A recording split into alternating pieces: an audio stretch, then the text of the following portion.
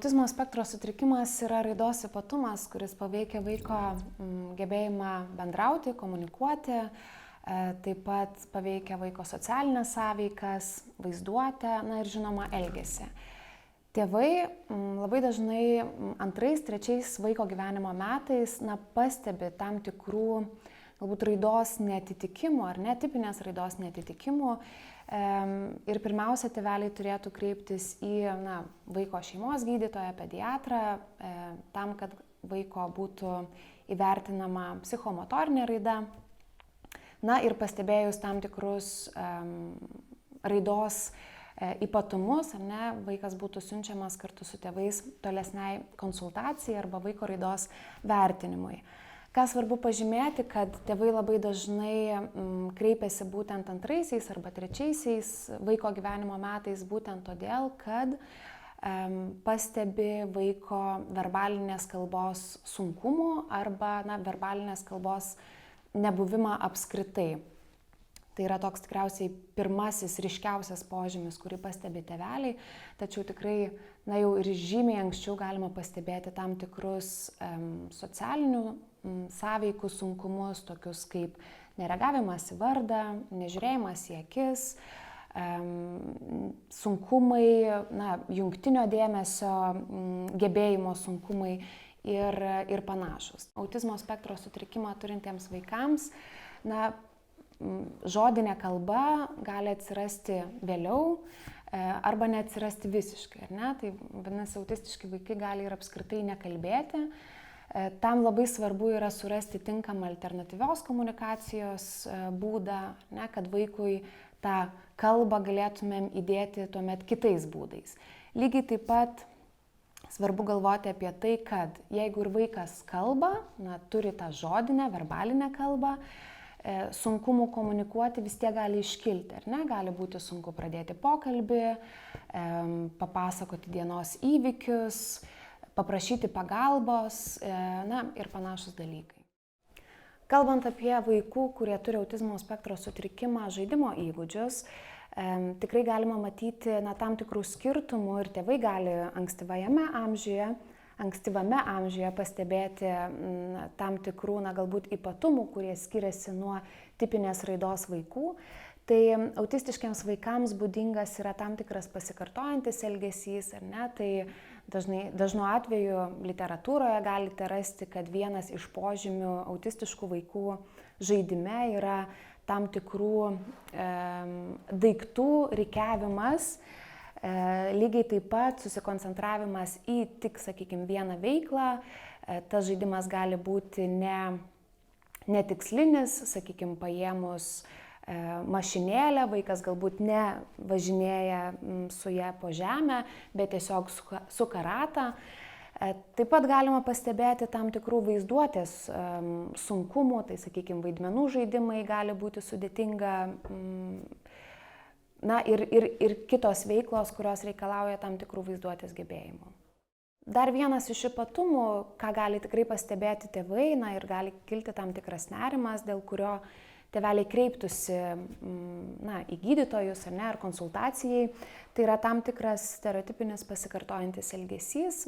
Galite pastebėti vaikus, kurie plasnoja rankomis, šokinėja, linguoja ant pirštų galų, taip vaikšto ir vis nori tai pasistiepti,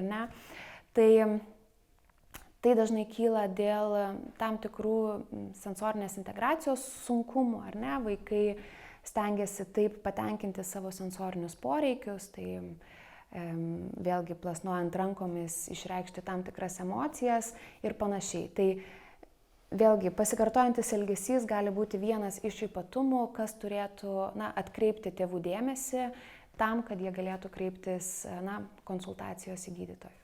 Norėčiau akcentuoti tai, kad autizmo spektro sutrikimo sąvokoje labai svarbus žodis būtent yra spektras. Autistiški vaikai yra labai skirtingi, tai gali būti nuo vaikų turinčių aukštą intelektą iki vaikų su tikrai sunkia negalia ir intelekto sutrikimu. Tačiau, aš laikausi nuomonės, kad lengvo autizmo nėra. vaikai su aukštu intelektu gali tikrai turėti ir tikrai didelių socialinių sunkumų, savitvarkos sunkumų, savarankiško gyvenimo įgūdžiai gali būti sutrikę ar ne. Bet lygiai taip pat, ir kalbant apie vaikus, kurie turi intelekto sutrikimą ir autizmą, tai, vėlgi galim pastebėti tam tikrus papildomus ypatumus, tai yra kognityviniai sunkumai, kognityvinių įgūdžių trūkumai, ir panašiai. Tai svarbu nepraleisti to, kad spektras yra labai labai platus ir tėvai, ką labai rekomenduoju tėvams, tai nelyginti savo autistiško vaiko su kitų tėvų autistiškais vaikais, nesiekti kažkokių panašių tikslų ir panašiai. Labai svarbu yra numatyti, kas yra svarbiausia jūsų vaikui toje situacijoje, ir toje, sakykime, būklėje ar tame ypatume, kurioje jisai yra. Tėvams pastebėjus tam tikrus autizmo bruožus ar ypatumus, pirmiausia reikėtų kreiptis į vaiko pediatrą, į gydytoją pirminiai konsultacijai, tam, kad gydytojas atliktų vaiko psichomotorinės raidos vertinimą ir pastebėjęs vėlgi tam tikrus neatitikimus su tipinė raida, turėtų siųsti vaiką neurologo konsultacijai ir raidos vertinimui. Įvertinus vaiko raidą ir nustačius autizmo spektro sutrikimą, tėveliai turi nemažai kitų dar galimybių, kur gali gauti tam tikrą pagalbą. Vaikui nustačius autizmo spektro sutrikimą, kalbant apie švietimo sistemą, pirmiausiai tėvams rekomenduočiau kreiptis į savivaldybės švietimo pagalbos arba pedagoginę psichologinę tarnybą. Šioje tarnyboje vaikams yra vertinami vaikų specialiai ugdymosi poreikiai, nustatoma jų grupė bei lygis ir taip pat yra įvertinamas pagalbos poreikis ugdymo įstaigoje. Atlikus šį vertinimą ir gavus dokumentus su rekomendacijomis, kokia švietimo pagalba vaikui, švietimo ir kita pagalba vaikui turėtų būti skiriama, šios dokumentus tėvai turėtų pristatyti į vaiko lankomą ugdymo įstaigą ir kreiptis į vaiko gerovės komisiją dėl pagalbos užtikrinimo. Lygiai taip pat, nustačius jau autizmą ir turint diagnozę, tėvai turi galimybę kreiptis į Lietuvos aklų ir silpnaregių ugdymo centro sutrikusios raidos vaikų konsultavimo skyrių. Šiame skyriuje mes teikiam nemokamą pagalbą, pirmiausia, patiems vaikams, tai vaikai gali gauti ergoterapijos, kineziterapijos užsiėmimus, gali lankyti socialinių įgūdžių grupės skirtingo amžiaus vaikams, skaitymo užsiėmimus, dėmesio lavinimo užsiėmimus, ir gali gauti kitas paslaugas. Lygiai taip pat svarbu paminėti, kad mes teikiam paslaugas ir tėveliams. Mums atrodo, mes žinom, kaip svarbu yra palaikyti pačią šeimą, tai tėvai gali gauti nemokamą psichologinę pagalbą, dalyvauti savipagalbos grupėse, psichoedukacinėse grupėse, gauti specialistų konsultacijas įvairiais vaiko ugdymo, auklėjimo klausimais ir panašiai. Lietuvoje švietimo sistemoje galioja toks dokumentas, yra patvirtintos ugdymo organizavimo rekomendacijos vaikams, kuriems diagnozuotas autizmas. Tai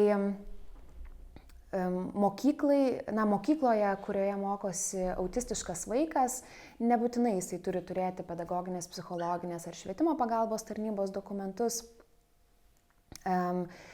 Turi būti užtikrinamos tam tikros kokybiško ugdymo sąlygos.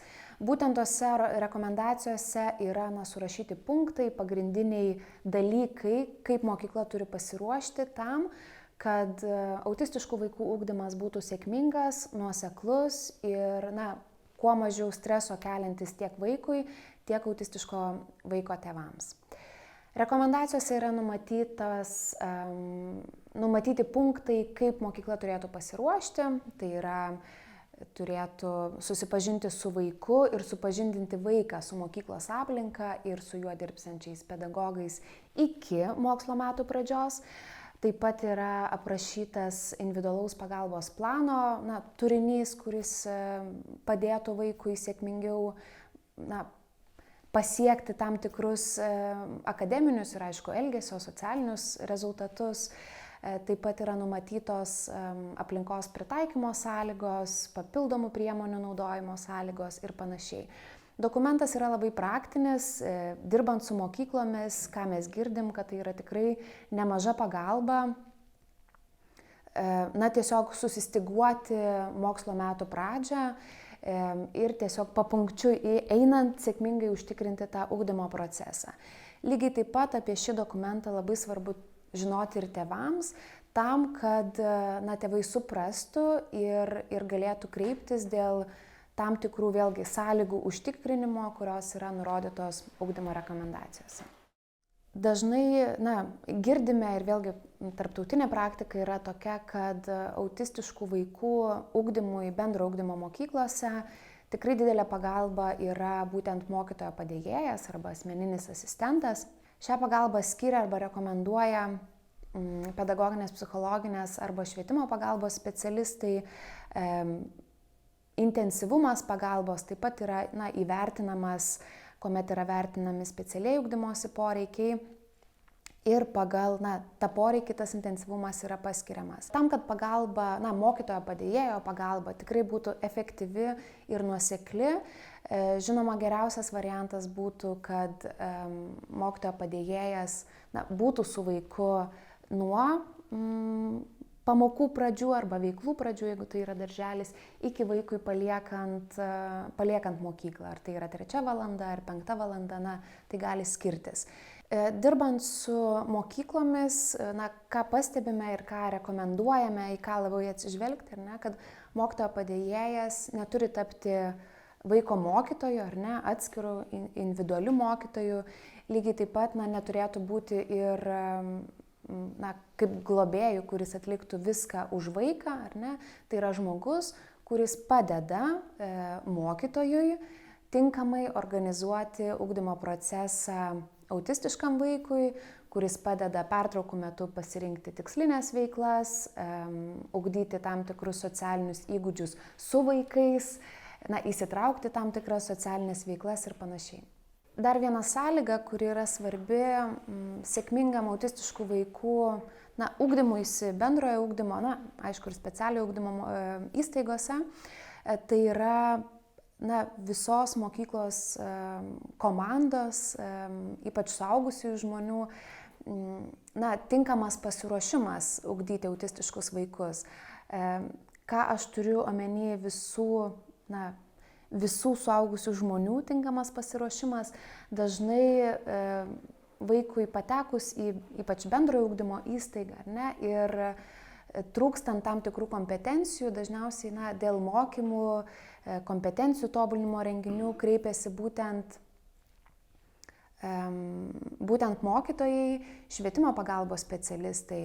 Tačiau lygiai taip pat svarbu nepamiršti supažindinti su autizmo ypatumais yra mokytojų padėjėjus, ypač tie, kurie dirbs su konkrečiu vaiku, bet lygiai taip pat budėtoja, kuris ateina, valgyklos darbuotoja, mokyklos autobuso vairuotoja, valytoja, tam, kad pasireiškus tam tikram elgesiui ar tam tikram ypatumui, socialinių įgūdžių ypatumui, tai neperaugtų į kažkokį konfliktą, pamokslavimą ar panašiai. Mes dažnai rekomenduojame sudaryti konkretaus vaiko, autistiško vaiko profilį, kuriame būtų surašytos, pirmiausia, aišku, vaiko stiprybės, bet lygiai taip pat ir tam tikri sunkumai ir ypatumai, kuriuos turėtų žinoti bendruomenės nariai, su juo susiduriantis bendruomenės nariai, ir su tuo mokinio profiliu visus supažindinti.